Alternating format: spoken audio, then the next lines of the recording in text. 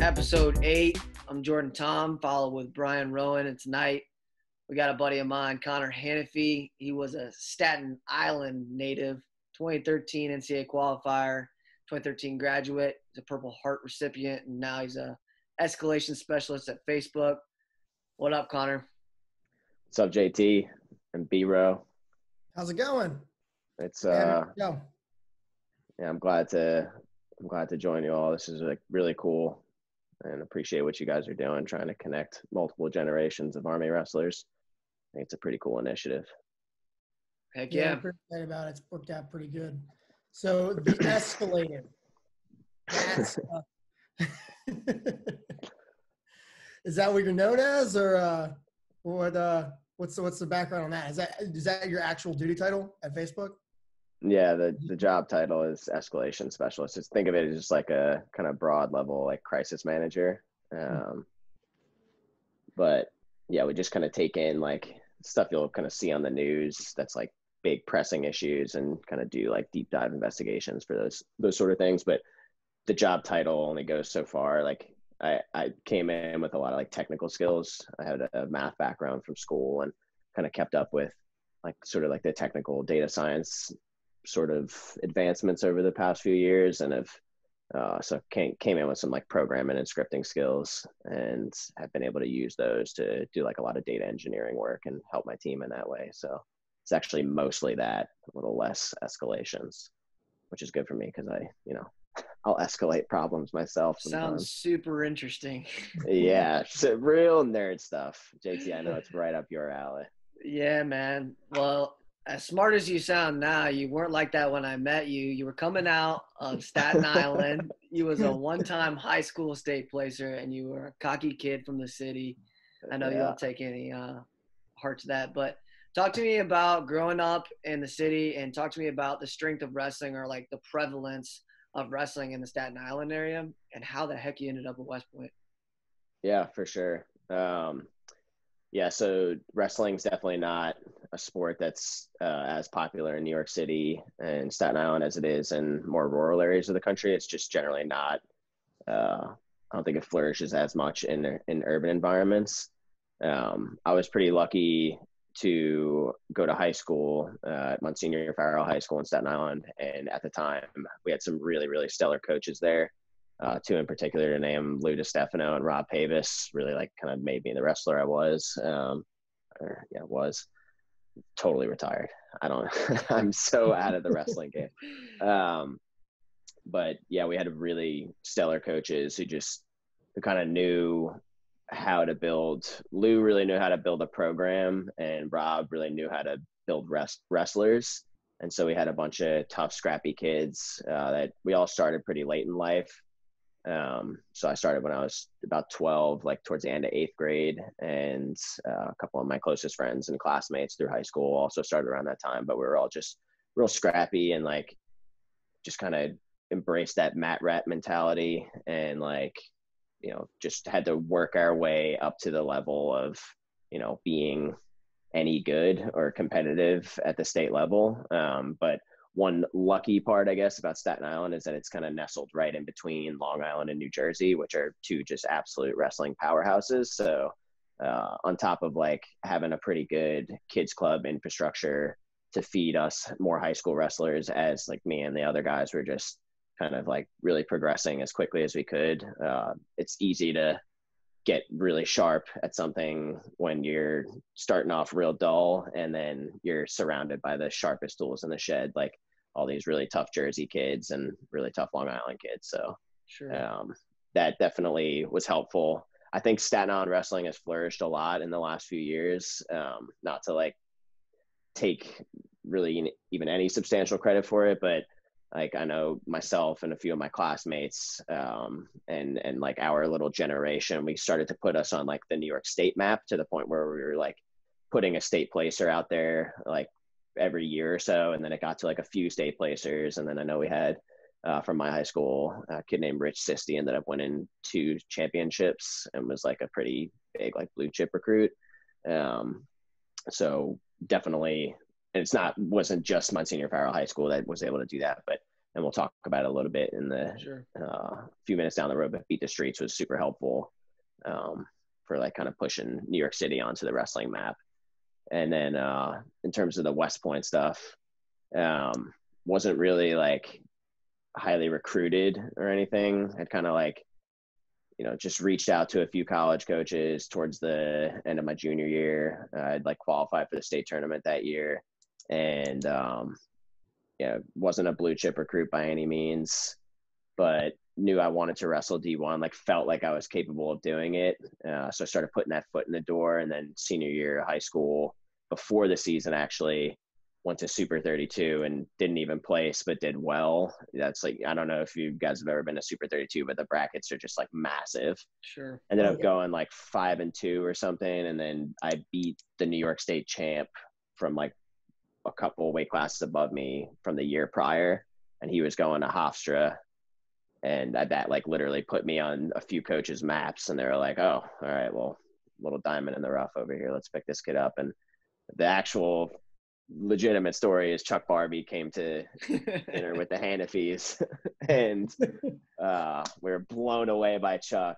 And no, we were, in all seriousness, we were like really enjoyed him coming down and like having dinner with us. And I remember like my family being really like kind of mesmerized by like our kids getting like recruited, and college coaches are coming to the house. And I also grew up in a military family, and my dad was in the Coast Guard for 28 years, and he kind of was like, yeah, you should take this opportunity. And glad I listened to him, because it was a pretty smart thing to do, looking back, and puts me here on this little podcast episode with you two clowns. So pretty happy about it. So going back to that, your decision to go to West Point, was it, you reached out to a few different D1 coaches, and they reached back, and, dinner with Chuck Barbie made it happen? Or did you think about West Point before that? Yeah. That a little bit more. Yeah. West Point was definitely like on the forefront of my mind before wrestling even was the thing. Actually, growing up in New York City, West Point, about 90 minutes north of the city. And I had been there a bunch as a kid. My dad and I used to go camping around that area all the time, and actually had been on campus to go to rugby games quite a few times when I was growing up. And I just was always kind of, growing up a military brat, I'd always kind of fantasized about joining the military one day, and was just like, sort of had this idea of giving back to my country in some way. So I knew that military service was in the future for me. So it kind of just made sense. Kind of dropped that as I started to get good at wrestling in high school. I was just like, kind of forgot about it essentially. Really forgot about everything except wrestling. And then once like I started to think about colleges and like the possible reality of wrestling at West Point, I was like, okay, this is actually like a serious potential option for me now. And that's, I think I had reached out maybe to like Rocco or something. This is years ago. I don't remember the exact like way it happened, but yeah, like had started a conversation somehow. And then, after some time, after that Super 32 thing, it's kind of like where it turned the corner for me. Cause it does, although like I wasn't a blue chip, but I was like still capable, college coaches have to have, you have to show some level of success for college coaches to put their faith in you. It's not just like they got to want you. Yeah, absolutely. So staying on the New York City thing, I think you're probably the only wrestler I know, like, actually that grew up in New York City. Talk to me a little bit about the exposure that kids growing up in the city have to wrestling. And I know you mentioned Beat the Streets, maybe what your experiences were with that. And I'm sure like Long Island University just went D1 in the last 2 years. Maybe what your thoughts are on how that's going to help grow the sport in that area. Yeah, sure. I actually, to be perfectly honest with you, I wasn't joking. I've been a little bit out of the wrestling loop. And I didn't know that Long Island University is starting a D1 program. That makes me really happy to hear that. I think that's excellent, because I think that it gives Sharks. A lot of, that's great. I think it's excellent because it gives a lot of kids in the city like a real tangible option, something to shoot for. Besides, like, I know at my time in high school, like a lot of people were, not to say this is like anything wrong with doing this.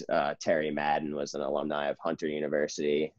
and was a D3 national champ there. And it's an excellent school to go wrestle for, or it was at the time at least. And I just think having a D1 outlet is good too, because it gives you something extra to kind of shoot for.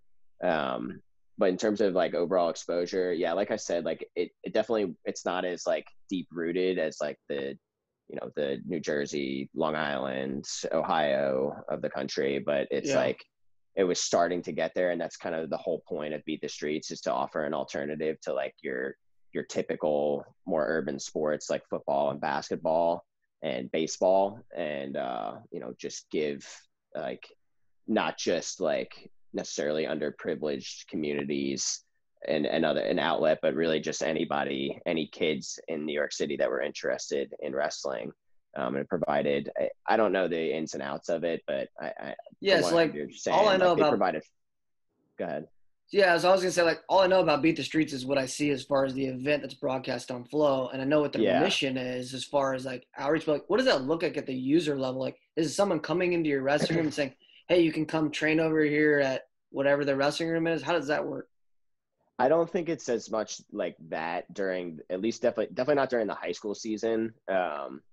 That's during the high school season, it's still more like school based. I think it's more for the end user high school kid, like trying to get as much wrestling experience and skill as they can. It's more like connecting after the season to create like little wrestling clubs and like get people together to do freestyle and Greco practice, or like, continue folk style, whatever the case may be. And like getting people out to tournaments, starting tournaments within the city, like freestyle tournaments after the season, getting more exposure like through like clinics. I know that there was a number of clinics that Beat the Streets put on when I was in high school, where like as high schoolers, we would do clinics for the younger kids. For high schoolers, we would have like college wrestlers come in, or like even like senior level guys come in. I know at one point, like the senior level team, like the freestyle team before, I want to say like maybe the 2008 Olympics, came in and did like a clinic for all like,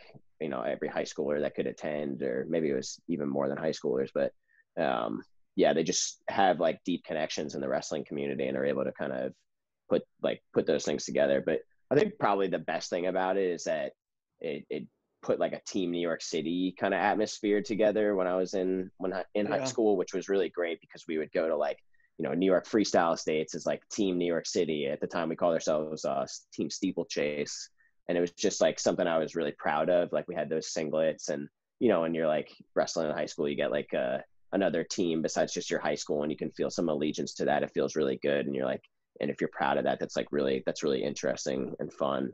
And it was great because I was able to connect with kids that I just never really would have otherwise. Like I grew up in Staten Island and went to high school like smack in the middle of Staten Island, and I spent, at least 2 or 3 times a week traveling on public transportation, going to the New York Athletic Club to wrestle with kids across the city, and like going out to Brooklyn, to Grand Street, to, wrestle with guys from Grand Street campus. And it's just a great way to not only like get people better at wrestling, but just make you more, honestly, like more connected and cultured in a city that, although is like a melting pot, you're still in your neighborhoods and schools that are very like closed off to an extent. Yeah. That's cool, because that's good to get context, because for some reason I thought it was like an actual club at the NIAC Center. It's just like, oh, you come to the Beat the Streets Club, and it sounds like it's more of a network that connects people. That's cool. I like that. It's much more of a network. Actually, funny, the New York Athletic Club, for all its like illustrious nature, the actual wrestling room in the New York Athletic Club is disgusting. It's like it's like 5 or 6 floors below the ground level, and it's like it's half a room, really. Just half the room is mats that are like just like scrubby like old mats, and then the other half of the room is fencing. So you just hear like fencing going on when you're just scrapping, getting beat up, going through like tough practices, and you just hear people like hitting each other, and the buzzers going off. Funny, good old times. So transitioning into West Point, we never overlapped. My understanding is, you grew a lot. Yeah, thank goodness. Your first couple years. Talk us through, what was that? So thank goodness. Sorry to interrupt Both you. of us. Yeah. But talk us through, some of the battles you had early on. And I know you made leaps and bounds from, being just a state placer in New York and growing to a national qualifier. Talk us through some of the progressions and what you attribute that to. Yeah, I attribute it to Jordan throwing legs on me and just riding me out for 2 years straight until I decided to go up a weight class to get away from him. No. I'll say this. I remember it was like, this little bug-eyed dude is really freaking strong, and he's scrappy, and he just never stops. Like, he won't, like, get his hand out of my face. And so I was like, I know I can beat him. I know he can beat me, but he doesn't believe he can beat me. And until he Yeah. figures that out, then I'm okay for now. I'll just get on top and stall.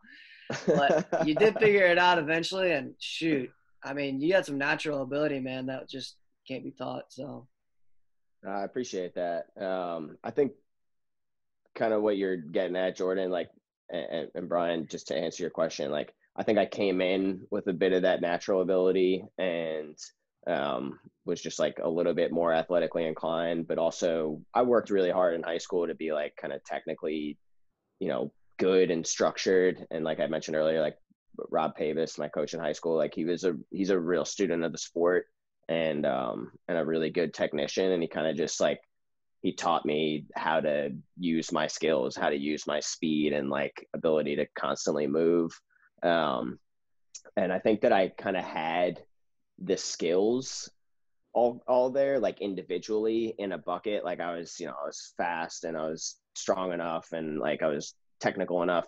It's just college wrestling, like that. I think the biggest jump from high school to college wrestling is just how do you put all those things together and how do you chain wrestle? Like, I know that's such a generic term, but like chain wrestling is the most important thing to me, like from a technical standpoint. Like, how do you just keep battling through like all these small little weird moments, like when you're in a scramble and maybe it doesn't work out for it and you get taken down, like how do you just like get right up and start moving again and like get yourself out and get like move that into like setting up you for your next takedown. And I don't think I learned that for a little while. And I also just think this is a little bit more of like an abstract kind of thought, but like I think I was just like scared to be the guy a little bit too. I think that's something that probably a lot of people deal with, but it's hard to like conceptualize. It's like you're just kind of scared to actually like be as good as you can be, maybe like to be like a nationally ranked dude or like be the guy, or even if it's not nationally ranked, like at any level, like be the starter, be the whatever.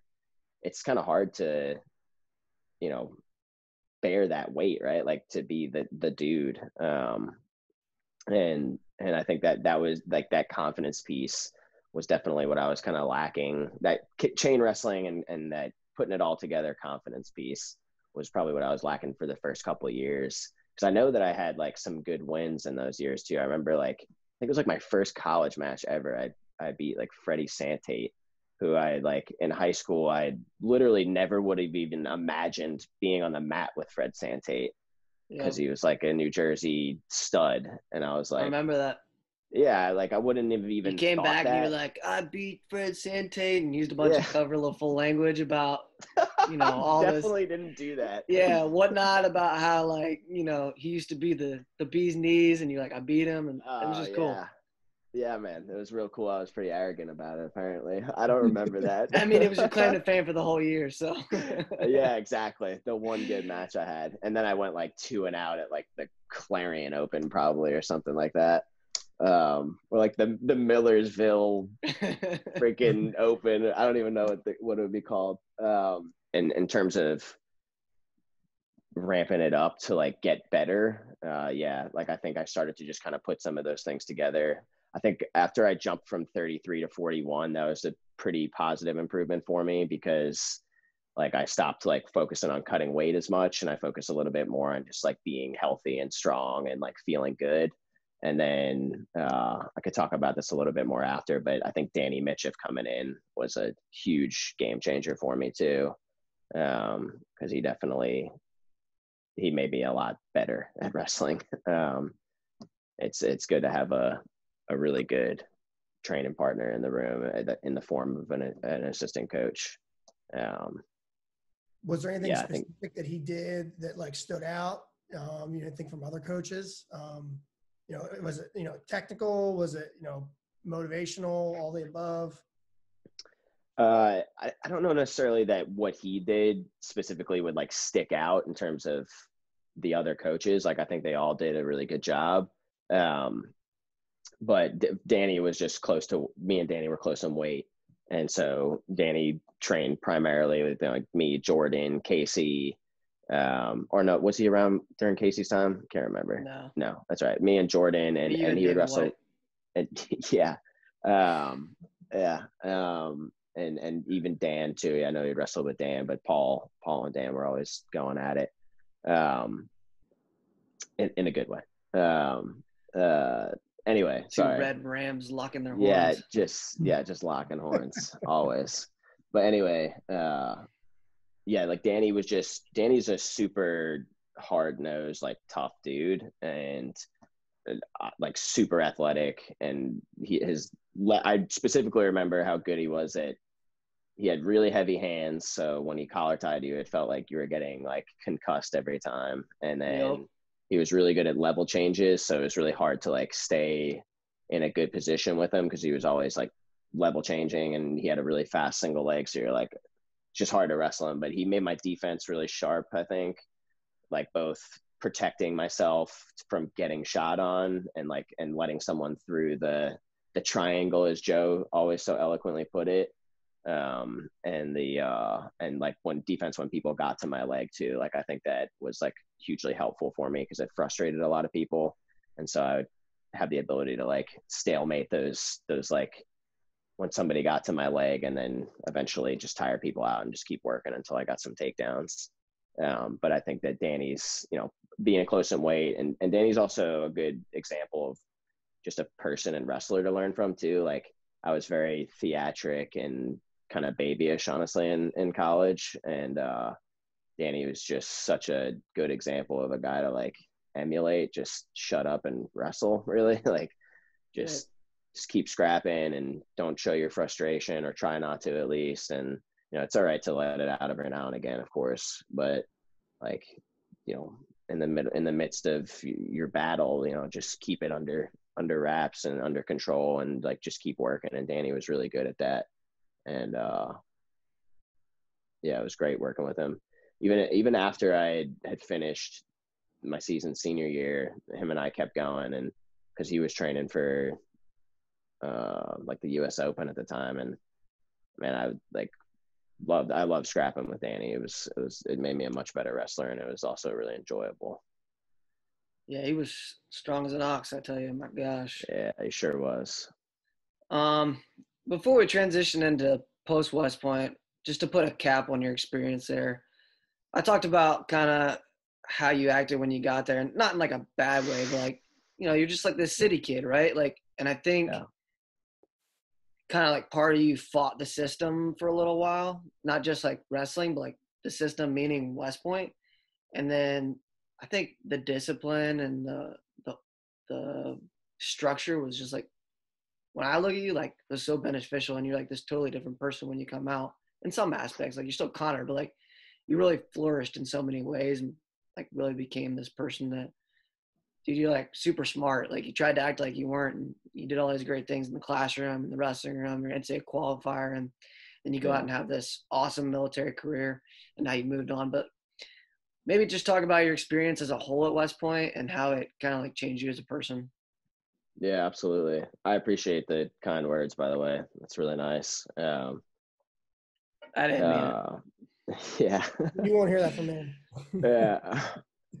No, I definitely see what you're getting at. Like I definitely came in super rough around the edges, and obviously like, still am to a certain extent, but I do think that discipline thing is super helpful. I think that's probably like a piece of what my dad was thinking when he was like pushing me towards that direction. He's like, because he knows me. He's like, he knows that I could have a wild side, and it's probably good to at least have like some sort of guardrail system to like keep me balanced in some way.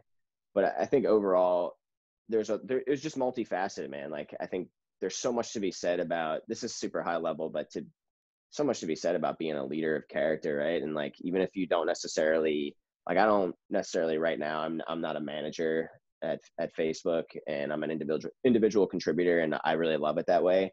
But you're still leading in so many ways. Like, if you have that basic skill set, like that ability to, like, you know, corral people and like get people from different backgrounds moving in the same direction on something, and doing it with character, and like actually like caring about the people along the way, like that's something that we kind of take for granted, I think, because you have Yeah. so much experience with it as a person that's been forced to go through leadership roles at West Point and then also in the Army.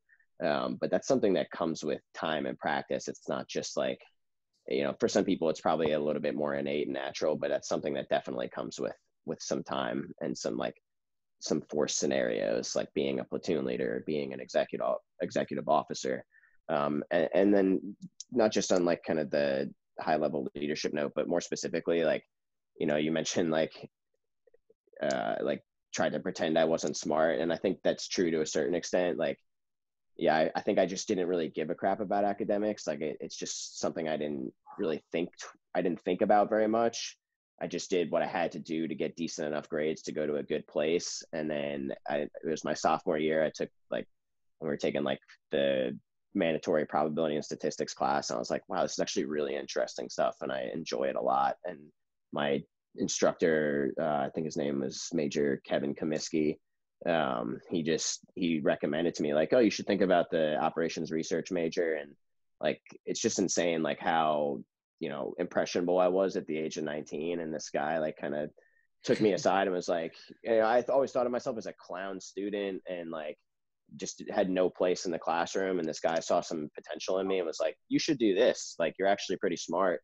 And that literally changed the trajectory of my life. Like, it really did. Like, now I'm like, I do like data science work at Facebook, and like, Yeah, you're using your degree. It's yeah, I'm awesome. like getting to use what I do. And it's not just like the actual things that you learn, but like having to go through like some deeply technical classes where you're like having to prove difficult algorithms, and like, more importantly, like think about things and like abstractions. Like, that's really hard stuff to do, and like that's what you have to do a lot of the time in industry, like in day-to-day work, whether like when I'm like building a data pipeline or something. Like, I have to be able to like, how do I can't see everything going on under the hood. I have to like think about how some of these pieces are going to fit together. And like, you kind of get to do that stuff when you're doing like a math degree, for example. And so that's just something, you know, I'm really lucky. It's a world-class education, in short. And you can't really like, don't throw that opportunity away. Right.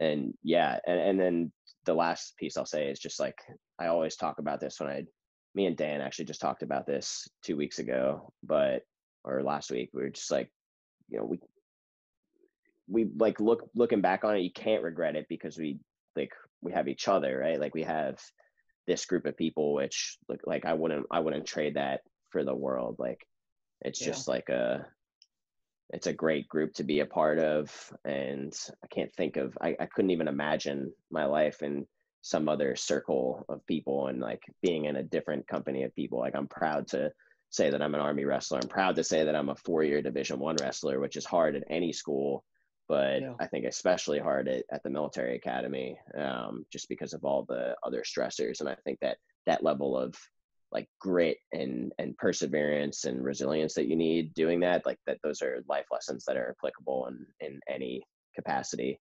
in any profession or whatever. Yeah. Yeah. What I'm hearing you say is the same thing I've heard several people on here say, which is they embraced the opportunity that was in front of them, took full advantage of it, and in a lot of ways it positively impacted their life.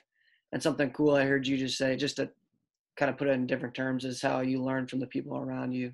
Like, you don't take for granted what you did because of the people that you met. And you get all these cool people. Like, I think about the people I've learned from, and many of them have already been on the podcast, people like James Rafferty and all these different people that I looked up to. They were only a year older than me, but they taught me so much about just different experiences they had in their life, or different things that I witnessed them do that was so different from my background growing up. Just changed who I am moving forward. Yeah, But absolutely.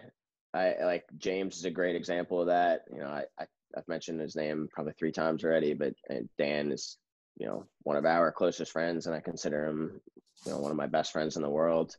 And I mean, him and I are so different in a lot of ways. Like he's, I don't even know very specifics, but like, I think we have probably differing political views, differing religious views, but we're very accepting of each other. And like, I think that's like a great lesson to just come away with, right? Like, this is you can be very different from somebody, but still so similar fundamentally, even though you're like your surface level belief system or something like that is not necessarily aligned, but you still like love this person and care about them because of the experiences you had and like Sure. Went through with them. Couldn't agree more. So as we transition, from your time at West Point, branching EOD, going out in the military, talk us through kind of your decision to go EOD. I know there's probably some, cadets or high school students, that are, thinking about what they're going to do in the military. I feel like EOD is an avenue that a lot of people don't really consider because it's not, the normal path of West Point. It's a different process. And talk us through, that decision to go EOD. Was it, and when did it come to be? I know, Dan Young. People who aren't listening, we're referring to Dan Young, also class of 2013. We'll have him on at some point on the podcast as well. But talk about your decision to go EOD, when it happened, and kind of how that process happened. Yeah. So I think it's kind of to talk about something that Jordan mentioned earlier, but I've always kind of had a little bit of that, like, fight the system in me, like want to do something a little different or off the beaten path. To me, and this is not discrediting this route because it's a very popular and noble route for a reason, but I just didn't want to go down that infantry officer path or just like regular combat arms path. And I knew that there was a few reasons for that. One, it just seemed like kind of the norm, and I wanted to avoid doing the norm, but also my grades were just horrible. So I was near the bottom of the class and like, I had to like hedge my bets in a certain way. I think I probably still would have been fine to get that branch because they were giving it out to a lot of people at that time. But for me, I just kind of wanted to do something different. And I discussed it with Dan a bunch. And the idea for EOD kind of surfaced from just kind of hearing about the profession. The profession kind of gained some fame after the the conflicts in Iraq and Afghanistan, just because they did so much work, especially in Iraq, like so much high profile, like really scary work. And so I was pretty like blown away by just like how incredible the work is. One, like the amount of like, whatever bravery and like, I guess, guts it takes and technical skill too. And then also that small unit atmosphere is something that was really appealing to me. To be like a platoon leader of a small unit, I thought was something a little bit more up my alley than being like a platoon leader of like 50 people. Again, not to say that that's like not a bad option or the right route for certain people, but for me, I was really wanting that small unit atmosphere. And then the actual logistics of it, they had like a branch day and we had to do like a pre-screen interview, which was pretty generic, like questionnaire, and then meet with somebody that was like hosting the EOD section of the branch day. Sorry, excuse me. And then they put out like a lottery list. It has to be different now, so I'm just gonna avoid telling this because it's pretty boring. But Well, just tell us, like, what does an EOD do? Yeah, so essentially got the selection to be like pre-selected to go EOD. So I go to like the Ordnance Basic Officer Leader course, and then you go to the Army has like they call it phase 1 of EOD school, where you're in Fort Lee and you go to basically like EOD school mini, where you go through like the first few, like you go through some modules that cover the first few modules at regular EOD school down in Florida. But basically each service, it's kind of a way to weed out like people that are either not gonna, it's not right for them, they're not gonna enjoy it, or they're just not capable of like keeping up with the level of studying. But the school itself is about, with that phase 1 included, it's about 9 months total, depending on whether or not you fail at some point, which most people actually do. I failed like extra hard, but made my way through eventually. But anyway, it's about like 12 months in total. And during that EOD school period, I went and tried out for a unit called the 28th Ordnance Company, 28th EOD Company, based out of Fort Bragg in North Carolina. And that company specifically supports the 75th Ranger Regiment. So it's like, just to kind of highlight, like, there are some really cool opportunities within the EOD career field for, and this is open to not just males, but females as well, to do special operations support to the 75th Ranger Regiment. And a lot of the EOD units in across all FORSCOM will be tapped to support special forces groups. So they'll have to go support them on their deployments, and they get specialized equipment and training for that. And it's a really interesting kind of mission set. But specifically, what does an EOD do, right? So the typical, like the kind of the most important, I guess, like centerpiece person in EOD is the team leader, which your generic team leader is an E6 in teams at this point, unless it's changed in the last year and a half.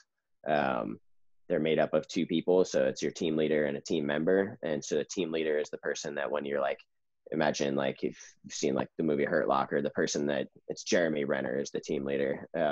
He's the one that's going on scene and like actually commanding the scene and like making sure that everything goes basically the way it should. Like people get out of the blast radius of a piece of explosive hazard, of the explosive hazard, whatever that may be, whether it's an IED or some like unexploded ordnance or something of that nature. And then they're the ones that are figuring out like, how are we going to approach this, which generally speaking, unless you're in some like an extremist scenario, it's going to be done remotely in some sense. Like the bad part about Hurt Locker, that movie, although it's like a really cool movie, I guess, and like well done, it's just, it portrays the career field as like crazy cowboys, and it's like anything Sure. but that. If you're a cowboy, you'll get pushed out like very quickly, because we're all about safety, and like the whole objective is to keep your people safe, if you're supporting a unit directly, or save life and property if you're responding to something. So the generic EOD, or not generic, but the EOD at its heart is responding to those kind of scenarios. And there's all kinds of different missions that they support. When I was in Hawaii, we were supporting all kinds of crazy stuff, like going out to do like remains recovery in Vietnam, Laos, Cambodia, supporting all across the island to like remove explosive hazards from different areas. Like I was actually like out there walking with conservation workers, like in like conservation areas, trying to remove explosive hazards so that they can, Wow. like open them up. So it's actually really interesting, like the stateside missions that they do support to like different like very important persons and like all kinds of cool stuff. But specifically my job when I was doing like actual operational stuff as a lieutenant was with that 28th EOD company. And so we were supporting the 75th Ranger Regiment. And so it's interesting because it's like, it's not a typical avenue to doing like special operations stuff. And, but you're right in there doing it with the 75th Ranger Regiment, which is, I have a lot of respect for that unit and a lot of love for them. I did 2 deployments with them and, trained with them for years. And, that's like a huge part of my life. And so I guess it's all to say, like, there are alternative routes out there to doing, I guess, cool guy stuff, if you will. But at the end of the day, it's not about doing cool guy stuff. It's about doing work that you're going to feel is impactful. And I personally felt that it was really impactful because we were training to go overseas and like and what I felt was an important mission, and what I still feel was really important. So, yeah, I think So that kind of staying on that topic, way. staying on that topic. So you're in 28th, you're supporting Ranger Regiment. I mentioned in the introduction that you're a Purple Heart recipient. Can you talk us through just kind of the events of that? Yeah, sure. I'm just going to keep it really high level, and try not to get into like too gory of details. But um, yeah, so in a nutshell, like we were basically just going out to a place where there's some bad guys in southern Afghanistan in Kandahar province. Um, so going to basically, in a nutshell, like go find the bad dudes essentially, Sure. and roll them up. And on the way, we were like embedding into some observation positions, and one of like I was out front like clearing with people, like clearing with my Afghan EOD counterparts, um, and it's kind of, although like highly trained and like had gone through many training scenarios for this stuff, it's just in reality it's so different. Like there's such a huge element of luck that comes in with this stuff, and not to be like totally morbid, but like you are playing a little bit of a game of chance in combat to a certain extent, which I don't think anyone would disagree with me on that. Sure. But uh anyway, we had kind of settled into this position, and we like didn't catch and a pressure plate IED that was embedded in this position, and one of my teammates had triggered it, and he was a bilateral amputee. He's still alive, by the way. And I had just kind of got peppered pretty good. I was like, the right side of my body was facing it, and it hit me pretty hard. I remember it like taking the breath out of me, and it had taken the tip of my finger off, which is a small price to pay in comparison. Um, and I was like kind of temporarily blinded in my right eye, uh, and was peppered up pretty good on my right side. And I just remember being like really disoriented, and it kind of like knocked me out a little bit for like a second. I just remember being very disoriented because I just got rocked by a bomb. So Yeah. definitely was a little out of it. It's like kind of when you get your bell rung and you're like, whoa, like what's going on? And then was taking like basically like just trying to gather my bearings. I was just kind of feeling around my body because my leg was bleeding pretty good. And like, so I just kind of like ripped my pants open. And that's when I noticed that my finger was hanging off. And I was like, oh God. And I kind of have like this weird fear of like hangnails too. And like, I really hate hangnails. Like they just upset me. So when my finger was hanging off, I was just like, ugh, I was like skeeved out by it actually. Like in the moment, it was like kind of freaking me out. But like Rightfully really, so. yeah. Kind of long story short, we just like, basically in a situation like that, like training takes over, and luckily there was another EOD technician with us. But training takes over, and you kind of just have to react to that scenario. And obviously, the biggest priority, there's two major priorities that are happening at the same time. One is like get that severely injured person taken care of, and like make sure that we're secure, and that area is secure from any other potential hazard. So where there's one, there's more is kind of the rule. And so we were looking around for more basically. And after I had kind of gathered my faculties, probably like 2 minutes after the blast, kind of just like was scampering around, sort of looking for stuff, using the one good hand I had. And then we got medevaced out, and a dust off bird came in, which was a pretty cool move on their part too, because they don't always come in, given that they don't have guns on their birds. And they were kind of taking a little bit of a risk doing that, and they came in like right there. So that was pretty awesome for them to do that. And then that in conjunction with some really good medical care from a person that was a medical professional that was actually injured as well. Like his bell was rung really hard. Him and I like helped to keep the severely injured guy alive for that duration of that flight. And then underwent some surgeries after that. And I underwent some surgeries as well. So kind of woke up, and we were all just there alive, and felt, I guess, happy in a weird way that I didn't get killed, and that nobody got killed. which is crazy to like think that you can be happy after something like that. I just remember it being like so weird too and frustrating. Like when we actually had landed at Kandahar Hospital and like pulled and like got our guy in there, I was so confused and like disoriented. Like it just felt so surreal to me. Like, did this really just happen? And like I was trying to leave the hospital. Like I was like trying to walk out. Like I had just like lost in a tournament or something. Like just having a little freak out. Just And a like Connor Hanafee with a face mask moment. yeah, I was oh my god, I'll tell that story in a bit.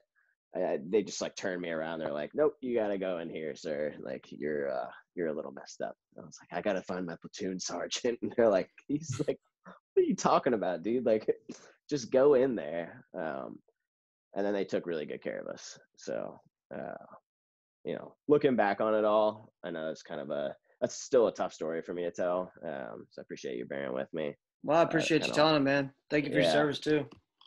yeah, and you both as well. But yeah, I think coming out of that, man, I was like I didn't really know what to expect. Like when I got home, I think when I got home, I felt another round of being elated that I was alive, and it kind of like overwhelmed me in a sense. Like got home to all my people, and I was like with my friends and my family, and people at first kind of like were uneasy with me, like, "Are you okay? Like, how are you doing?" And I just felt like I was like normal, but there was something a little off, and I think that's probably what it was probably some form of PTSD to a certain extent.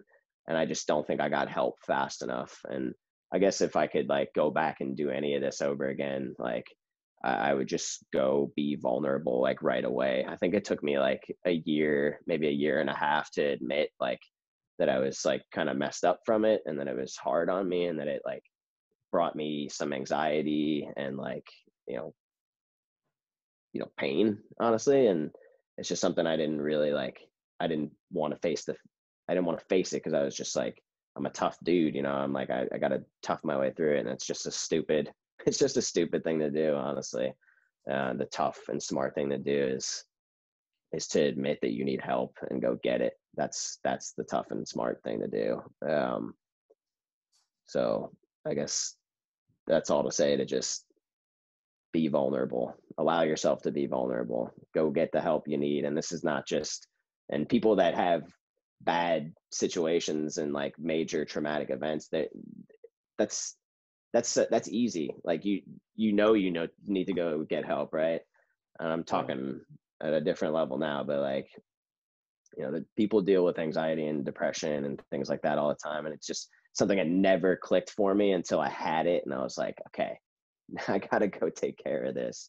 And I just wish more people, especially in the military, would just be like slight bit more vulnerable. And I wish the system was a little bit more allowing for it, so that we can treat our minds like our bodies, and that we weren't just impenetrable warriors, because your body might be impenetrable for a certain period of time until something really bad happens, but your mind doesn't work that same way. The mind is a lot more fragile and a lot more complex. So yeah, and just not even misunderstood, but we don't understand it fully. So it's very much worth seeking and getting help if you need it. I appreciate you sharing it, man. Not very many people talk about it, certainly, and I think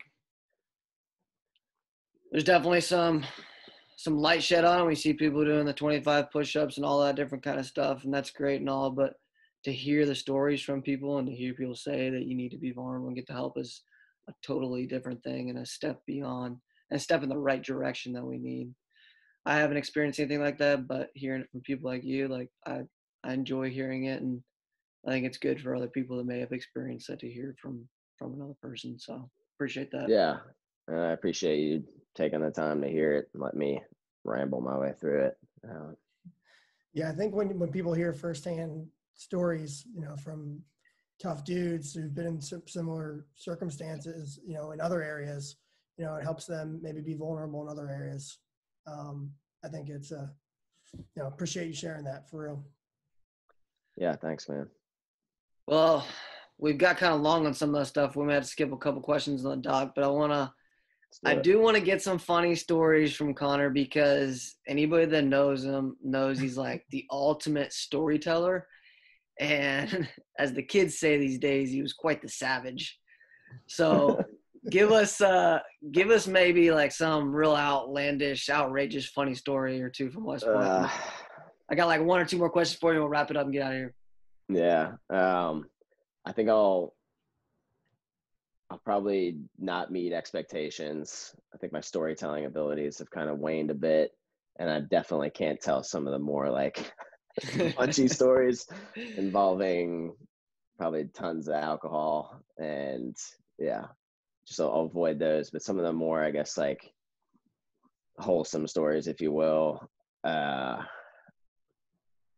Me and Terry were like peas in a pod, and still Coach are. Madden. I love that guy. Yeah, Terry Madden. And we just, because Terry like had the team room as his office for a while because he was banished because he was too much of a big baby adult. They didn't let him in the actual coach's office. He had to go to the team room. But I remember I was cutting weight and I was miserable, as I always was, just a big whiny baby about cutting weight.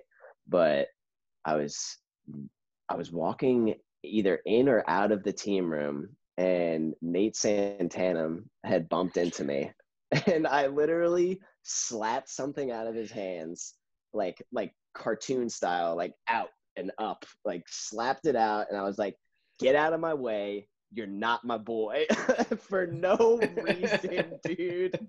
Unprompted, he didn't do a damn thing wrong, and then right at that moment, Terry just literally fell out of his chair laughing, and for the rest of it's still to this day, I'll greet him with like, "You're not my boy. You're absolutely not my boy."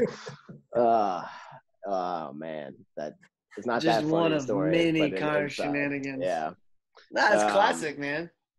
Just I feel bad for Nate because he didn't deserve it, but like he just wasn't my boy at that moment, and potentially still not my boy. The face mask is always a classic that I think everyone around me at the time will remember, because I had broke my nose, or actually I think I had just a slightest bit of a fracture, and we were waiting on an x-ray or something, and Kent wouldn't let me wrestle without the face mask, even though I felt like I could. And so I kept ripping it off during practice because you can't see with those things. It's so hard to see. And I would take it off and try and I'd sneak over to the other side of the room and wrestle with somebody over there and take it off. And he'd be like, "You come over with Connor. You need to put your face mask on." Like, "Get the out of here, Kent. I don't want to wear this face mask." And then I got taken down for the 700th time in a row that practice because I was just completely defeated by myself. And I think I climbed up on the wall of the side of the wrestling room and started shaking it and screaming that this mask is destroying my life, I think was the actual quote, which is embarrassing as hell thinking back on it. But some people now can relate to that a little bit. Yeah, the face mask is the worst, but hopefully it's gotten somewhat better. And just if you're a theatric temper tantrum thrower like I was, just know that you'll live with some regret 8 years down the road. So man. And then last one that I find funny is Southern Scuffle sophomore year, I think it was. Remember which year was the one I came in? I was 9 pounds over at midnight or some shit. Yeah, I was we got there super late because there was a snowstorm in New York, and so the flights to North Carolina were all super late, and me and Vega were in the airport, and he was like, "We're not shout out Rafael there's no Vega. way this is working. There's no way we're gonna be able to make it." And I was eating this pineapple, and I was yeah, we're not going to this tournament. I'm just gonna go straight home, because it was over some break or something. Christmas time break. It's yeah, I'll just go straight home from here, because I think we were at Newark Airport. And then we go, and I got there, and I was 9 pounds over at 10 at night. And I looked at Willman, and I was like, "I'm not wrestling, Willman. It's just not happening. I'm 9 pounds over." And he's like, huh? He pretended not to hear me, which freaking I remember that. infuriated me. I remember I that. almost started crying. I think I almost started crying. I may have actually started crying. And he goes, he literally looks at me and he goes, "That's not that bad. 9 pounds? What?" And he's like eating a bagel because he's, of course, eating a bagel. And I was like, I hate you so much. And then I proceeded to work out for like 3 hours. And then I remember getting up at 4 o'clock in the morning to work out again before, because I had to just like finish that last like 4 pounds or so. And Colonel Shannon was in there in the workout room with me in full PTs. I'm pretty sure he had a PT belt on.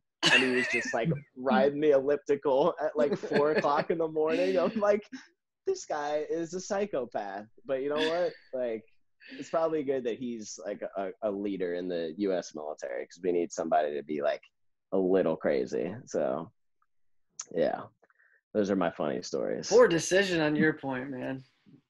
Eating What, pineapple in the airport. Yeah. Yeah, dude. I was like, we're not wrestling. I'm done with this tournament.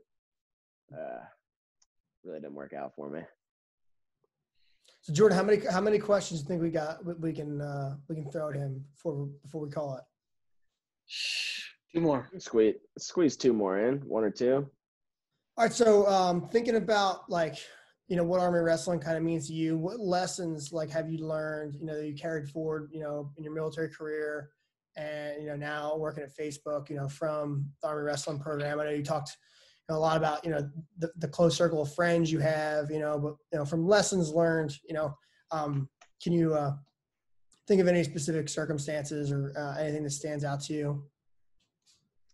Yeah. I think I probably said it already, but I just think grit is so important, man. Like at any stage of life, any thing that you're doing, like just being gritty and like being able to like, grind your way through stuff is just so important. Like, I mean, just this is the most recent thing I'm thinking of, but a lot of the work that I'm doing right now is just like technically over my head a lot of the times. But then I'm like looking around, I'm like, who else is going to do it? Like, somebody's got to do this stuff. Like, why not me?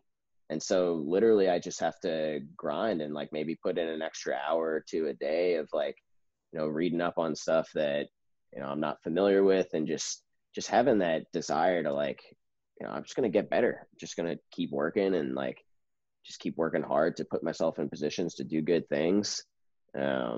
And like have these technical skills that will make me beneficial. It's the same thing as like putting in an extra hour of conditioning by yourself, or, grabbing a coach to do an extra technique session or something. Like it's really the same concept fundamentally. I don't see any difference besides the application. So I think that grit and just like one other thing, I guess, is patience too. We kind of talked earlier about how I was not the guy in the lineup for a couple of years, and then started to flourish my last few years. And I think a lot of that was patience too. Like freshman year when I lost to Jordan in wrestle-offs, that was like the first time I wasn't like the star dude. So I was really like kind of taken aback by it a little bit, but I had to learn to be patient and kind of like, right now is not my turn, but if I like, what am I going to do to stop altogether right now? Like that would have been a defeatist attitude. And I was patient and thought like, all right, let me put in the work that I need to put in. And then even after that sophomore year, I was like, all right, it's time to go to 41 and get a little bigger. Like, got to be patient here. Got to do the right things that I know are going to pay off 6 or 7 months from now. And that same concept is, that just never goes away. Like whether you're talking about your, just general life stuff, whether it's your marriage, work, that concept is universal. So yeah, those 2 things, grit and patience. Love that. Couldn't agree Last more. question for you, bro.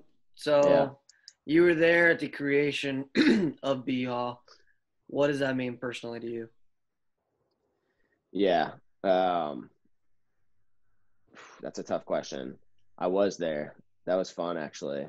I think back on that with some pride because, I saw a bunch of you nerds have it like tattooed on your bicep, and like, I'm not a tattoo guy, but I think that's really cool. And what it proves to me is that it's actually like a real thing, right? Like people aren't just gonna like tattoo something to their skin that's gonna be there forever without it actually meaning something to them. And that's the name of this podcast, and that's really cool because, you know, Joe was kind of the, you know, kind of put that idea in motion, and Doc Z and all of us, and that was really a great thing to do because it was a culture piece.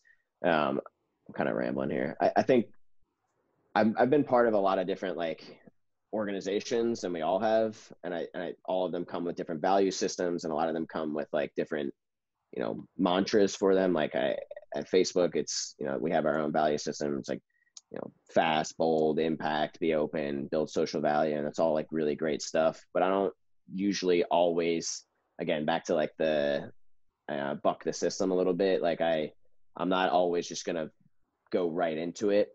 I think I take away a piece of everything that I've been a part of to help form my own little thing. Sure. And really for BHAW, I mean, I could probably say something about all of them because they're very just good and pretty general terms. But, you know, kind of just to talk about, just to go back to that grit and patience piece, like that attitude piece for me is so important. Like how do you, like that whole like idea of like having the right attitude is so important. I worked for years on it with Doc Z, and, you know, I owe that guy a lot because he put a lot of time into dealing with my crazy brain, and all of ours, honestly. And just having the right attitude to like get yourself through situations, and like, you know, whether it's a match, a tough week, tough month, injury, whatever the case may be, like setting yourself in the right headspace and having the right attitude and being able to control your emotions and thoughts, like, you know, not to the point where you're like restricting and not letting things flow through, but that control aspect is like something comes in. It's very similar, like if you've ever like meditated or something, like what they'll tell you, like let the things come in and like flow through. Like that attitude piece, that control piece is so important. That's like a lesson that I've just taken with me forever, like not to let other like external stimulus like beat me down and like take control of my life. Like that attitude that I set for myself is the way that, you know, I'm going to move forward with things and handle things. So that was all a little rambly, but that's what I do. I ramble. No. It's good. That was good, man. Absolutely. I think it kind of puts a good cap on your whole story. Just transformation from when you started West Point to now, and the attitude, and just, you talked a lot about brotherhood and all the different things that are and stand for BHAW. So I appreciate you coming on and your time, man, and definitely your openness and sharing some of your stories that are difficult to share still, I know, and Yeah, things that people don't talk about, but they make you, and we're glad that you're a part of the arm wrestling family, and thanks for being on, brother. yeah, glad to be a part of it. I'll be keeping up with this here in the future. So thanks so much for having me on, man. Love you Yeah. guys. All right, man. Love Thank you too, you. man. Stay safe. Well, Will thank do. Dan Young, because he was the one who recommended it. I didn't even think about it. He was like, "Yo, you need to have Connor on the show." So Dan Young gets all the credit for this one. Dude, Danny's the man. Always looking out for me. All right, well, have a good one. Thanks for tuning in to the BHAW Radio Show. If you like what you heard, be sure to subscribe and leave us a 5-star rating on your favorite podcast platform. If there's something you'd like to hear on a future show, reach out to us on any of our social media, Instagram, Facebook, or Twitter. Or you can reach us at email, bhaw.radio@gmail.com. We'd love to hear your thoughts, and as always, go Army, be Navy.